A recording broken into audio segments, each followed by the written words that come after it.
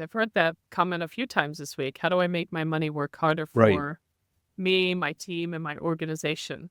Which is really, at the end of the day, that's why marketing leaders can learn from the finance playbook that you've developed and perfected through the years.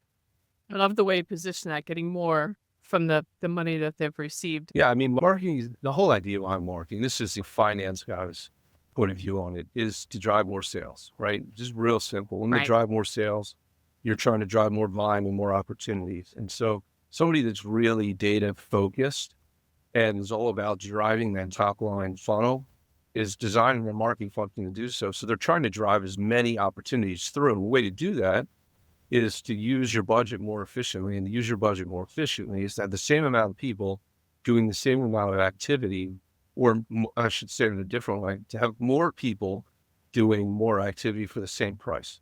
When you and I first connected, there was an aha moment in that conversation on this point where I realized that I actually didn't handle things the best way when I had attempted to get buy-in from my CFO and my peers about outsourcing part of the marketing function. I indirectly or just unintentionally made it harder on myself. Tell me a little bit about if you have advice for marketers on how to think about even just that presentation.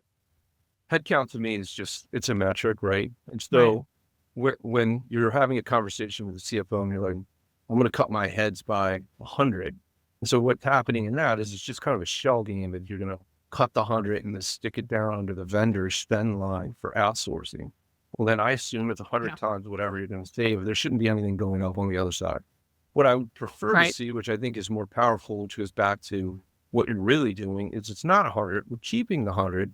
We're carving this out in the org chart and it's staying there. It's the same people, it's the same activity. But what's happening is the cost has dropped significantly. And I want to be able to see that every year versus it getting all slammed together in one enormous vendor bucket for a vendor spend that's running through the P&L that's harder to budget. I can't see, I don't see value. It looks like it's just, it could be anything, sitting in that vendor spend bucket.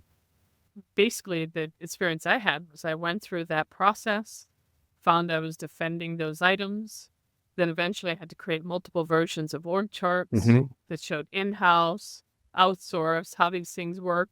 Then I started developing these operating model visuals about how the work would flow and how we'd support 24/5, follow the sun, but never really connected those dots so clearly. Even just that simple visual and really being able to tell that story in a way that's just easier to understand, I have to imagine diffuses objections before they even happen.